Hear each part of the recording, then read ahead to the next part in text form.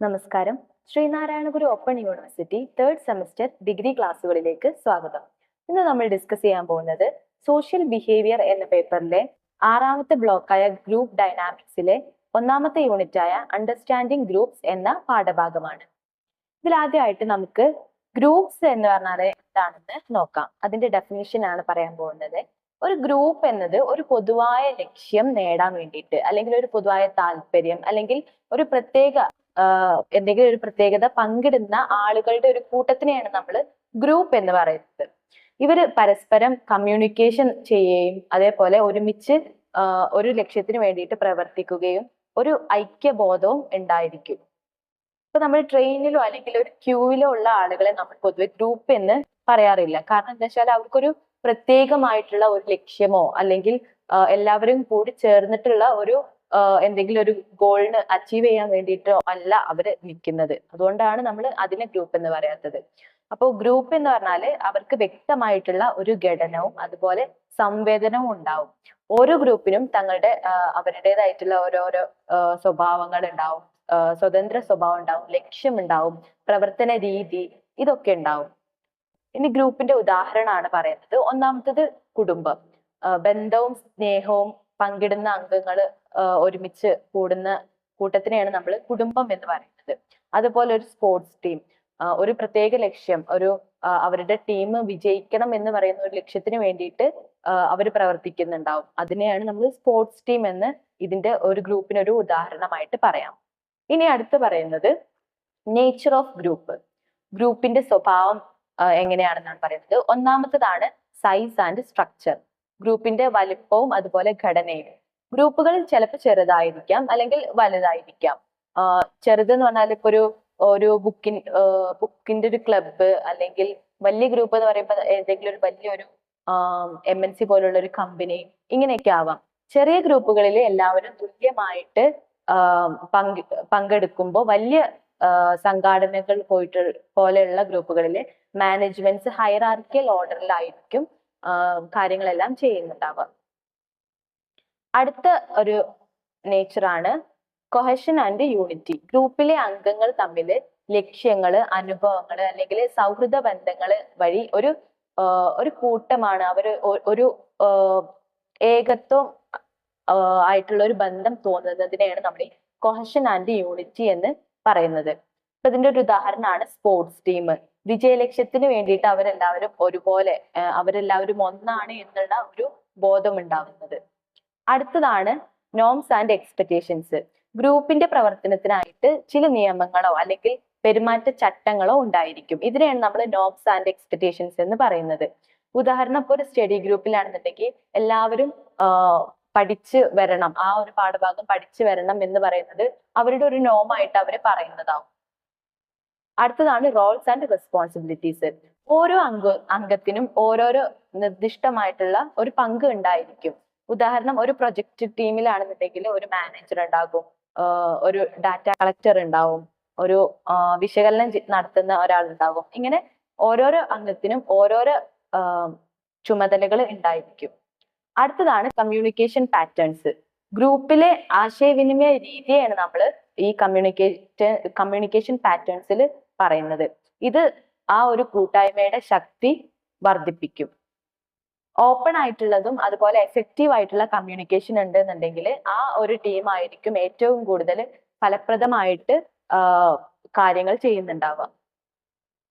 അടുത്തതാണ് power dynamics. അധികാരം എങ്ങനെയാണ് വിഭജിച്ചിട്ടുള്ളതെന്ന്. ചില അംഗങ്ങൾക്ക് മറ്റുള്ളവരെക്കാട്ടിലും കൂടുതൽ ഒരു സ്വാധീനമോ അല്ലെങ്കിൽ ഒരു അധികാരമോ ഒക്കെ ഉണ്ടാകും. ഇപ്പോ എക്സാമ്പിൾ ആണെന്നുണ്ടെങ്കിൽ ഈ ഒരു ജോലി സ്ഥലത്ത് മാനേജർക്ക് അധികാരം ഉണ്ടാകും. പിന്നെ അതേപോലെ ഈ സൗഹൃദ ഗ്രൂപ്പിലാണെന്നുണ്ടെങ്കിൽ ആ സൗഹൃദത്തിന് സ്വാധീനമുള്ള വ്യക്തിക്ക് ഒരു അഭിപ്രായ മൂല്യം ഉണ്ടാവും. ഇങ്ങനെ. അടുത്തതാണ് ഗ്രൂപ്പ് തിങ്ക് ആൻഡ് കൺഫോമിറ്റി. ചിലപ്പോൾ ഗ്രൂപ്പിലെ അംഗങ്ങൾ തമ്മിൽ തർക്കം ഒഴിവാക്കാൻ വേണ്ടിയിട്ട് എല്ലാവരും ഒരേ അഭിപ്രായത്തോട് ഒത്തുപോകും. ഇതിനെയാണ് നമ്മൾ ഗ്രൂപ്പ് തിങ്ക് എന്ന് പറയുന്നത്.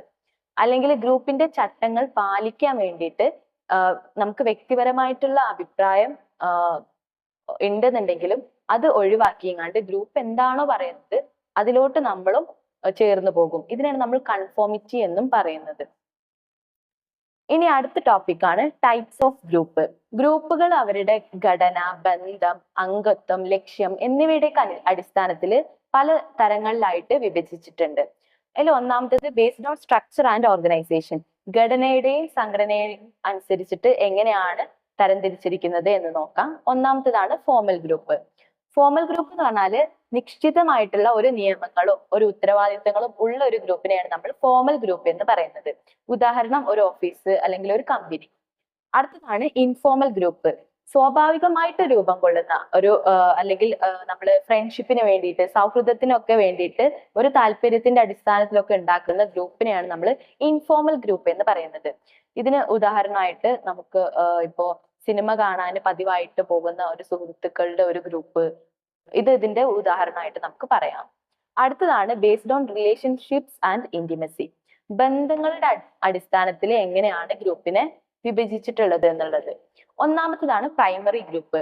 അടുത്ത അല്ലെങ്കിൽ വ്യക്തിപരമായിട്ട് ബന്ധമുള്ള ആളുകളുടെ ഒരു ചെറിയ ഗ്രൂപ്പിനെയാണ് നമ്മൾ പ്രൈമറി ഗ്രൂപ്പ് എന്ന് പറയുന്നത്. ഉദാഹരണം നമ്മുടെ കുടുംബക്കാര്, അതുപോലെ നമ്മൾ അടുത്ത സുഹൃത്തുക്കള്, ഇതൊക്കെ ഈ ഒരു പ്രൈമറി ഗ്രൂപ്പിന് ഉദാഹരണമാണ്. അടുത്തതാണ് സെക്കൻഡറി ഗ്രൂപ്പ്. വ്യക്തിപരമായിട്ടുള്ള ബന്ധം കുറവായിട്ടായിരിക്കും ഉണ്ടാവുക, പക്ഷെ ഒരു ലക്ഷ്യം അല്ലെങ്കിൽ ഒരു പ്രത്യേക ജോലിയുടെ അടിസ്ഥാനമാക്കിയിട്ടുള്ളതായിരിക്കും ഈ ഒരു സെക്കൻഡറി ഗ്രൂപ്പ് എന്ന് പറയുന്നത്. ഉദാഹരണത്തിന് ഒരു ക്ലാസ് റൂം ഗ്രൂപ്പ് അല്ലെങ്കിൽ ഒരു എംപ്ലോയീസ് ഗ്രൂപ്പ്, ഇതൊക്കെ ഈ ഒരു സെക്കൻഡറി ഗ്രൂപ്പിന് ഉദാഹരണമാണ്. ഇനി അടുത്തതാണ് based on membership and identity. നമ്മളുടെ അംഗത്വത്തിന്റെ അടിസ്ഥാനത്തിൽ എങ്ങനെയാണ് തരംതിരിച്ചിരിക്കുന്നതെന്നാണ്. ഒന്നാമത്തതാണ് ഇൻ ഗ്രൂപ്പ്. ഇൻ ഗ്രൂപ്പ് എന്ന് പറഞ്ഞാൽ നമ്മൾ സ്വന്തമായിട്ട് ഉൾപ്പെട്ടതും നമ്മൾ തന്നെ തിരിച്ചറിയുന്നതുമായിട്ടുള്ള ഒരു ഗ്രൂപ്പ്. അതായത് ഉദാഹരണം പറയുകയാണെന്നുണ്ടെങ്കിൽ ഞാൻ ഉൾപ്പെട്ടിട്ടുള്ള ഒരു സ്പോർട്സ് ടീം, ആ ഗ്രൂപ്പിൽ ഞാൻ ഉണ്ടാവുമല്ലോ, നമ്മളുടേതാണ് ആ ഒരു ഗ്രൂപ്പ് എന്ന് നമ്മൾ ഉൾപ്പെടുന്ന ആ ഗ്രൂപ്പിനെയാണ് നമ്മൾ ഇൻ ഗ്രൂപ്പ് എന്ന് പറയുന്നത്. അടുത്തതാണ് ഔട്ട് ഗ്രൂപ്പ്.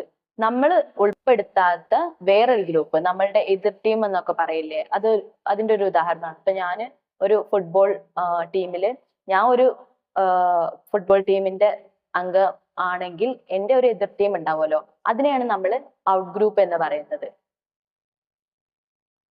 ഇനി അടുത്തതാണ് ബേസ്ഡ് ഓൺ ഗ്രൂപ്പ് ഡൈനാമിക്സ്.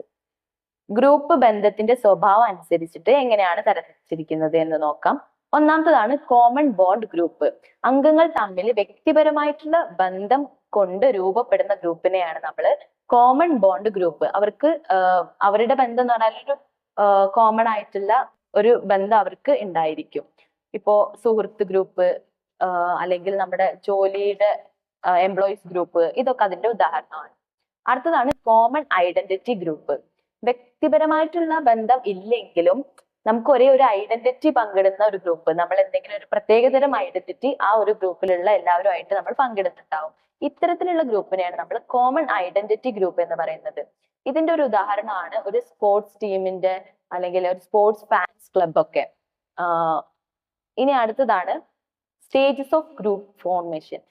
നമ്മൾ ഗ്രൂപ്പ് രൂപപ്പെടുമ്പോൾ അതിന്റെ പ്രധാനമായിട്ടും 5 ഘട്ടങ്ങളിലൂടെയാണ് ഈ ഒരു ഗ്രൂപ്പ് ഫോം ചെയ്യുന്നത് എന്നാണ് ബ്രൂസ് ടെക്മാൻ എന്ന് പറയുന്ന ആള് പറഞ്ഞിട്ടുള്ളത്. ഈ 5 ഘട്ടങ്ങളാണ് ഇനി നമ്മൾ പറയാൻ പോകുന്നത്. ഒന്നാമത്തതാണ് ഫോമിങ്. അതായത് ഗ്രൂപ്പ് ആദ്യമായിട്ട് എല്ലാവരും കൂടുന്ന ഒരു സ്റ്റേജ് ആണ്, ഫസ്റ്റത്തെ സ്റ്റേജ് ആണ് ഫോമിങ് എന്ന് പറയുന്നത്. അംഗങ്ങൾ തമ്മിൽ പരസ്പരം പരിചയപ്പെടുക, അതുപോലെ ഓരോരുത്തരുടെയും സ്ഥാനം എന്താണെന്ന് മനസ്സിലാക്കാൻ വേണ്ടിയിട്ട് ശ്രമിക്കുന്ന ഒരു സ്റ്റേജ് ആണ് ഈ ഫോമിങ് എന്ന് പറയുന്നത്. എല്ലാവരും വളരെ മിതമായിട്ടുള്ള അല്ലെങ്കിൽ സൗമ്യമായിട്ട് പെരുമാറുകയും അതുപോലെ എന്താണ് അവരുടെ ലക്ഷ്യം എന്ന് വ്യക്തമല്ലാതിരിക്കുന്ന ഒരു സ്റ്റേജ് ആണ് ഈ ഫോമിങ്. ഇനി രണ്ടാമത്തെ സ്റ്റേജ് ആണ് സ്ട്രോമിങ്. ഈ ഒരു ഘട്ടത്തിലാണ് അഭിപ്രായ വ്യത്യാസങ്ങൾ ഉണ്ടാവുക, അതുപോലെ തർക്കങ്ങള്, അധികാര പോരാട്ടങ്ങള്, ഇതൊക്കെ ഉണ്ടാവുന്നത് ഈ ഒരു സ്റ്റേജിലായിരിക്കും. ചിലപ്പോൾ സംഘർഷങ്ങൾ ഉണ്ടായാലും ഇതിലൂടെ ഗ്രൂപ്പ് പരസ്പരം മനസ്സിലാക്കാൻ വേണ്ടിയിട്ടും ഒരു വ്യക്തത വരുത്താൻ വേണ്ടിയിട്ടും ശ്രമിക്കുന്ന ഒരു സ്റ്റേജ് ആയിരിക്കും ഈ സ്ട്രോമിങ് എന്ന് പറയുന്നത്. ഇനി അടുത്തതാണ് നോമിങ്. അംഗങ്ങൾ തമ്മിൽ ഒരു വിശ്വാസം ഉണ്ടാവുകയും അതുപോലെ ഒരു കൊഹഷൻ ഒക്കെ ബിൽഡ് ചെയ്യുന്ന ഒരു സ്റ്റേജ് ആണ് നോമിങ് എന്ന് പറയുന്നത്. ഇവരുടെ ഒരു എല്ലാ ഗ്രൂപ്പത്തെ എല്ലാ അംഗങ്ങളും സഹകരിച്ച് ഒരു കൂട്ടായ്മ ഉണ്ടായിട്ട് എല്ലാവർക്കും അവരവരുടേതായിട്ടുള്ള ഉത്തരവാദിത്തങ്ങൾ വ്യക്തമായിട്ട് അറിയുകയും ചെയ്യുന്ന ഒരു സ്റ്റേജ് ആണ് ഈ നോമിങ്. അടുത്തതാണ് പെർഫോമിങ്. ഗ്രൂപ്പിന്റെ ഏറ്റവും ഫലപ്രദമായിട്ടുള്ള ഒരു സ്റ്റേജ് ആണിത്. ഏറ്റവും നന്നായിട്ട് അവര് ആ ഒരു ലക്ഷ്യത്തിന് വേണ്ടിയിട്ട് പ്രവർത്തിക്കുക, എല്ലാവരും അതിന് വേണ്ടിയിട്ട് ഒരു ഏകത്വ ബോധത്തോട് കൂടിയിട്ട് ആ ഒരു ലക്ഷ്യം നേടാൻ വേണ്ടിയിട്ട് എഫക്റ്റീവ് ആയിട്ട് പ്രവർത്തിക്കുന്ന ഒരു സ്റ്റേജ് ആണ് പെർഫോമിങ്. അംഗങ്ങൾ ഒരു ആത്മവിശ്വാസത്തോടെയും ഒരു യൂണിറ്റിയോടെയും കൂടെ ഈ ലക്ഷ്യങ്ങൾ നേടാൻ വേണ്ടിയിട്ട് പ്രയത്നിക്കും. ഇനി ലാസ്റ്റ് സ്റ്റേജ് ആണ് അഡ്ജേണിങ്. ഗ്രൂപ്പ് ആ ഒരു ലക്ഷ്യം, ആ ഗ്രൂപ്പിന്റെ ലക്ഷ്യം നേടിയെടുത്താൽ ആ പൂർത്തിയാക്കുന്ന ശേഷം ഈ ഗ്രൂപ്പ് പിരിച്ചുവിടും. ആ ഒരു സ്റ്റേജ് ആണ് അഡ്ജേണിങ് എന്ന് പറയുന്നത്. ഈ സമയത്ത് അംഗങ്ങൾക്ക് അഭിമാനവും ചിലപ്പോ ഈ ഒരു ഗ്രൂപ്പ് പിരിഞ്ഞല്ലോ എന്നുള്ള രീതിയിലുള്ള ഒരു സങ്കടമൊക്കെ കാണാം. ഇനി അടുത്ത ടോപ്പിക്കാണ് കീ ഡൈനാമിക്സ്. ഒരു ഗ്രൂപ്പ് രൂപപ്പെടുമ്പോൾ അതിന്റെ പ്രവർത്തനത്തെ സ്വാധീനിക്കുന്ന ചില പ്രധാന ഘടകങ്ങളുണ്ട്. അതാണ് ഇനി അടുത്തതായിട്ട് പറയാൻ പോകുന്നത്. ഒന്നാമത്തതാണ് റൂൾസ്. ഗ്രൂപ്പിൽ ക്രമവും കാര്യക്ഷമതയും നിലനിർത്താൻ രൂപപ്പെടുത്തിയിരിക്കുന്ന ഔപചാരികമായിട്ടുള്ള മാർഗനിർദ്ദേശങ്ങളെയാണ് നമ്മൾ നിയമങ്ങൾ എന്ന് പറയുന്നത്. ഈ നിയമങ്ങൾ എല്ലാവരും, ആ ഗ്രൂപ്പിലുള്ള എല്ലാവരും പാലിക്കേണ്ടിയിരിക്കും. ഇവ സാധാരണയായിട്ട് ഗ്രൂപ്പിന്റെ നേതാക്കളിലൂടെയോ അല്ലെങ്കിൽ അംഗങ്ങളുടെ കൂട്ടായ ധാരണയിലൂടെയോ ഒക്കെ ആയിരിക്കും ഉണ്ടാക്കിയിട്ടുണ്ടാവുക. ഉദാഹരണത്തിന് അവരുടെ മീറ്റിംഗ് സമയങ്ങള്, പിന്നെ അതേപോലെ ഓരോരുത്തർക്കും പറഞ്ഞിട്ടുള്ള ചുമതലകൾ എന്തൊക്കെയാണ്, അവരുടെ ടൈം മാനേജ്മെന്റ്, ഇതൊക്കെ ഇതിന് ഉദാഹരണമാണ്. അടുത്തത് നോംസ്. അടുത്ത ഒരു കീ ഡൈനാമിക് ആണ് നോംസ് എന്ന് പറയുന്നത്. ഈ നിയമങ്ങൾ പോലെ തന്നെ ഗ്രൂപ്പിന്റെ സ്വാഭാവികമായിട്ടുള്ള രൂപപ്പെടുന്ന ഒരു അൺഒഫീഷ്യൽ ആയിട്ടുള്ള എന്താ പറയാ കാര്യങ്ങൾക്ക് എങ്ങനെ ഇടപെടണം എന്നതൊക്കെയുള്ള കാര്യങ്ങൾ പറയുന്നതാണ് ഈ നോംകൾ എന്ന് പറയുന്നത്. ഈ റൂൾസ് പോലെ തന്നെയാണെങ്കിലും റൂൾസ് എന്ന് പറഞ്ഞാൽ കൃത്യമായിട്ട് എഴുതി തിട്ടപ്പെടുത്തിയിട്ടുള്ള കാര്യങ്ങളായിരിക്കും. പക്ഷെ നോംസ് എന്ന് പറയുമ്പോൾ എഴുതി വെച്ചിട്ടൊന്നും ഉണ്ടായിരിക്കില്ല. പക്ഷെ അത് എല്ലാവരും പാലിക്കേണ്ടതായിട്ടുള്ള കുറച്ച് ആ ഒരു ഗ്രൂപ്പിൻ്റെതായിട്ടുള്ള കുറച്ച് കാര്യങ്ങളായിരിക്കും. ഉദാഹരണത്തിന് എല്ലാവരും യോഗത്തിൽ അഭിപ്രായങ്ങൾ പങ്കുവെക്കുക, പരസ്പരം ബഹുമാനത്തോടെ പെരുമാറുക, ഇതൊക്കെ ആ ഒരു ഗ്രൂപ്പിന്റെ നോംസിൽ പെടുന്ന കാര്യങ്ങളായിരിക്കും. നോമുകൾ ഗ്രൂപ്പിന്റെ സംസ്കാരവും അതുപോലെ ബന്ധവും ഒക്കെ രൂപപ്പെടുത്താൻ വേണ്ടിയിട്ട് സഹായിക്കും.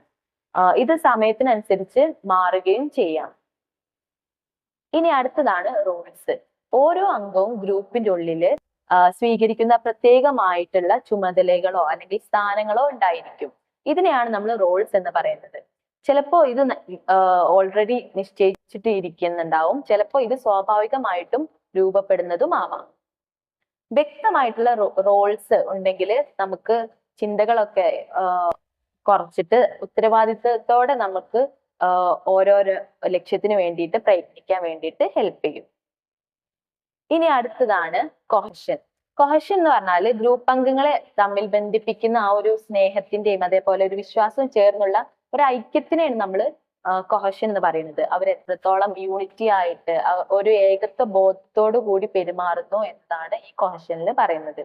അംഗങ്ങൾ പരസ്പരം വിശ്വസിക്കുകയും അതേപോലെ ഒരേ ലക്ഷ്യത്തിലേക്ക് എല്ലാവരും ഒരുമിച്ച് ചേർന്ന് പ്രവർത്തിക്കുകയും കാണിക്കുമ്പോൾ, ആ ഒരു താല്പര്യം കാണിക്കുമ്പോൾ ഈ കൊഹഷന് വർദ്ധിക്കാന് പറ്റും. ഈ ഉയർന്ന അല്ലെങ്കിൽ വർദ്ധിച്ച കൊഹഷനുള്ള ഗ്രൂപ്പുകളായിരിക്കും കൂടുതൽ സഹകരണത്തോടെയും അതേപോലെ ഏറ്റവും എഫക്റ്റീവ് ആയിട്ടും കാര്യങ്ങൾ ചെയ്യുന്നുണ്ടായിരിക്കുക. അവർക്കായിരിക്കും ഏറ്റവും നന്നായിട്ട് ആ ഒരു ഗോള് അച്ചീവ് ചെയ്യാനും സാധിക്കുക. അപ്പൊ ഇത്രയും ആണ് ഈ ഒരു പാഠഭാഗത്തിൽ നമ്മൾ ഡിസ്കസ് ചെയ്തിട്ടുള്ളത്. എല്ലാവർക്കും മനസ്സിലായി എന്ന് വിചാരിക്കുന്നു. Thank you.